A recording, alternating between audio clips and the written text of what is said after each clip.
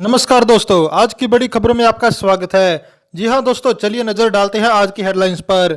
देश में कोरोना के 8,171 नए केस, कुल मरीजों की संख्या 1,98,000 के पार। इसके अलावा आज जानेंगे मन की बात का जवाब देने पॉडकास्ट के जरिए जनता से जुड़ेंगे राहुल गांधी। आगे देखेंगे चीन से भारत आ सकती है 600 कंपनियां, सरकार के साथ बातचीत जारी। अमित शाह के बयान पर भड़की कांग्रेस, बोली मध्य प्रदेश की जनता उपचुनाव में देगी जवाब। इसके बाद जानेंगे नेपाल के नए नक्शे में भारत का क्षेत्र होना चिंताजनक। चीन मसले पर सरकार पर हमलावर हुई कांग्रेस, सुरजेवाला का सवाल, अब क्या बोलेंगे शाह। श्रमिक स्पेशल ट्रेन होगी बंद, इस वजह से रेलवे ले सकता है फैसला। यूपी कांग्रेस अध्यक्ष अजय कुमार लल्लू की जमानत याचिका खारिज, अब हाईकोर्ट जाने की तैयारी। इसके बाद जानेंगे इंतजार खत्म, केरल में समय पर पहुंचा मानसून। हरियाणा 28 जून का पहुंचेगा, 8 जुलाई तक पूरे देश में छा जाएगा।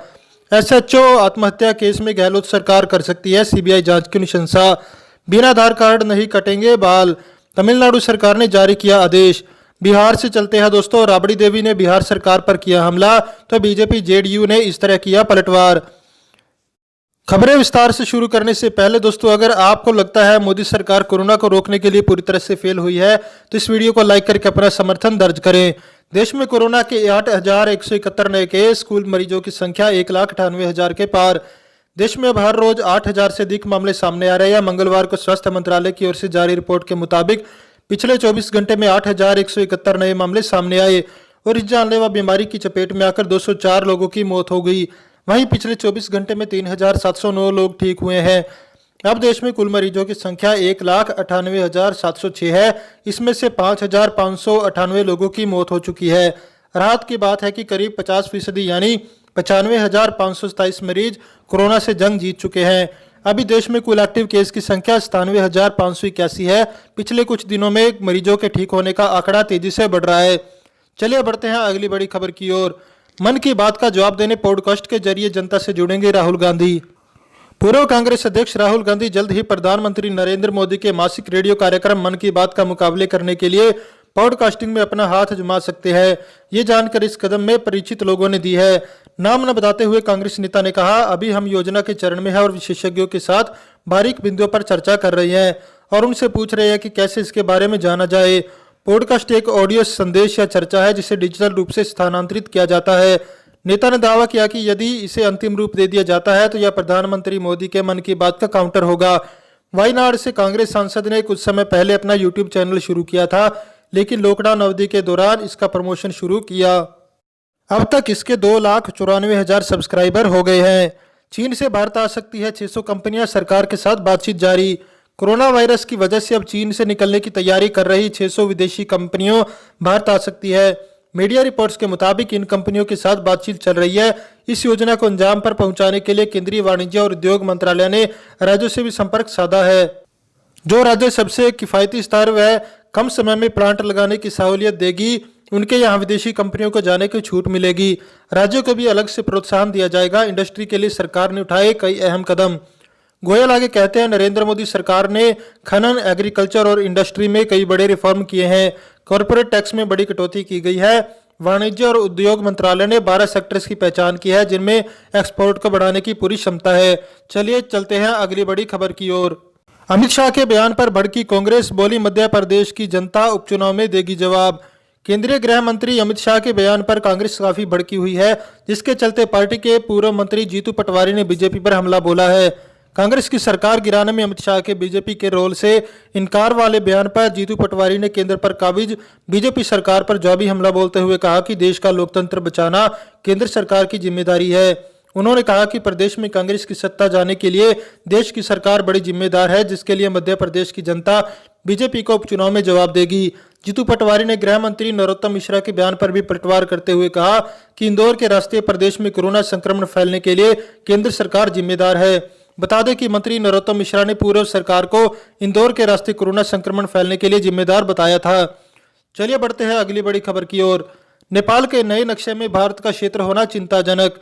बसपा सुप्रीमो मायावती ने नेपाल द्वारा भारत के 370 किलोमीटर अपने क्षेत्र में दिखते हुए नया नक्शा तैयार करने पर भारत को गंभीरतापूर्वक इस पर सोचना चाहिए। उन्होंने ट्वीट कर कहा कि नेपाल का यह कदम हमें सोचने के लिए मजबूर करता है। उन्होंने कहा कि नेपाल ने अपने देश का नया नक्शा तैयार करके उसमें काला पानी सहित भारत के 370 किलोमीटर क्षेत्र पर अपना दावा ठोककर भारत को निश्चित ही नई दुष्कर स्थिति में डाल दिया है। ऐसे में पड़ोसी देश नेपाल के इस अनापेक्षित कदम पर केंद्र की सरकार की जरूरी गंभीरतापूर्वक सोच विचार करना चाहिए।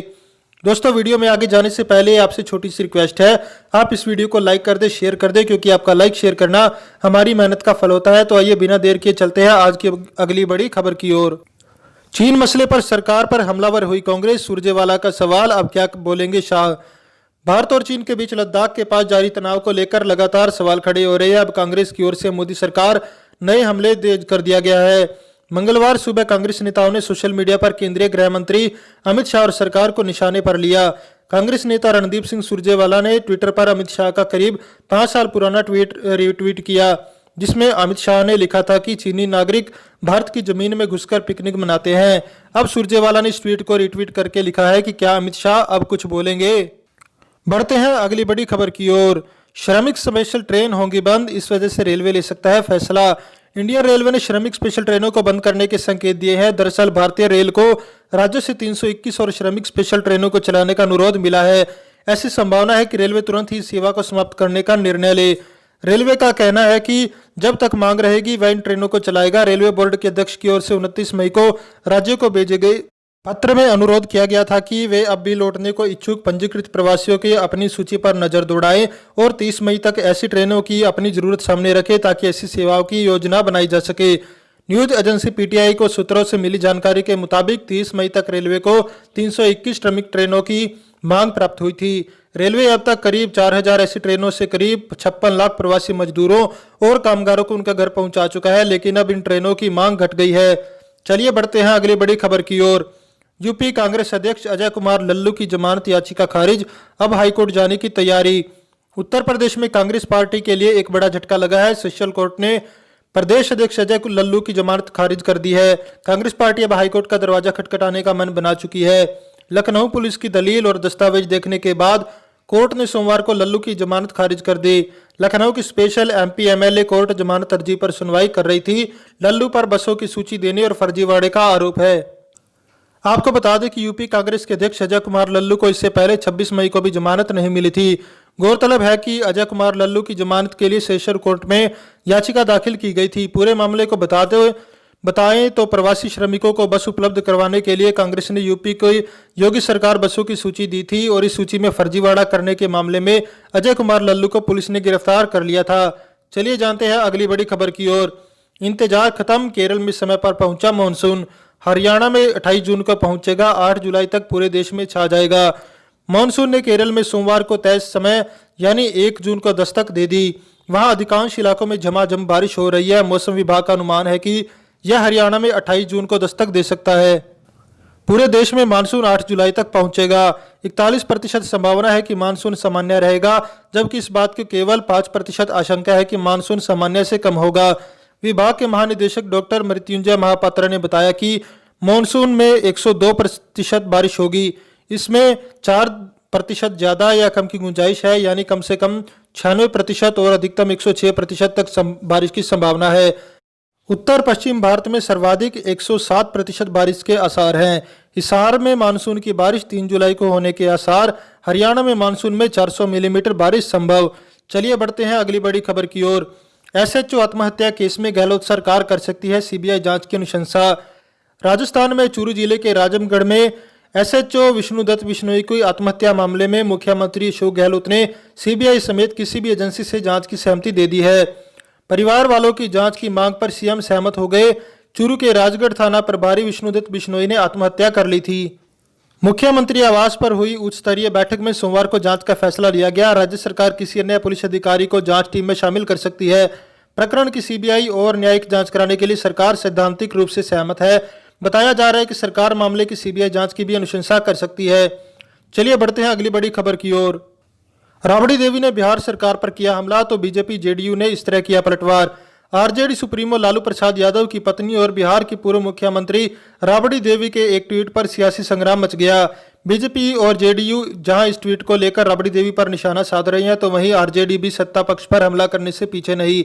आरजेडी प्रवक्ता भाई वीरेंद्र ने राबड़ी देवी के ट्वीट को सही बताते हुए कहा, जो ट्वीट किया गया है वह सही है। गरीब मर रहे हैं और मुख्यमंत्री नहीं देख रहे।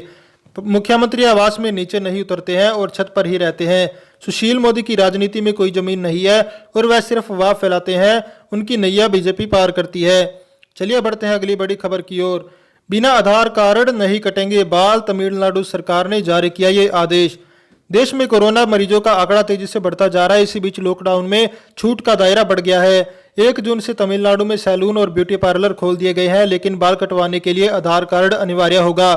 तमिलनाडु सरकार ने सैलून के लिए एसओपी जारी कर दी है। तमिलनाडु सरकार की ओर से जारी एसओपी के मुताबिक अगर आप बाल कटवाना चाहते हो तो आधार कार्ड दिखाना होगा। सैलून मालिक हर कस्टमर का नाम, पता, फोन नंबर और आधार कार्ड नंबर दर्ज करेंगे। अगर वैसा नहीं करते तो उनके खिलाफ कार्रवाई की जाएगी। दोस्तों, इस वीडियो को लेकर आपका क्या कहना है हमें कमेंट करके जरूर बताएं। वीडियो को लाइक करें और चैनल को सब्सक्राइब करके घंटे के बटन को दबाएं। साथ ही साथ अपने दोस्तों के साथ इस वीडियो को ज़्यादा से ज़्यादा शेयर करें। जय हिंद।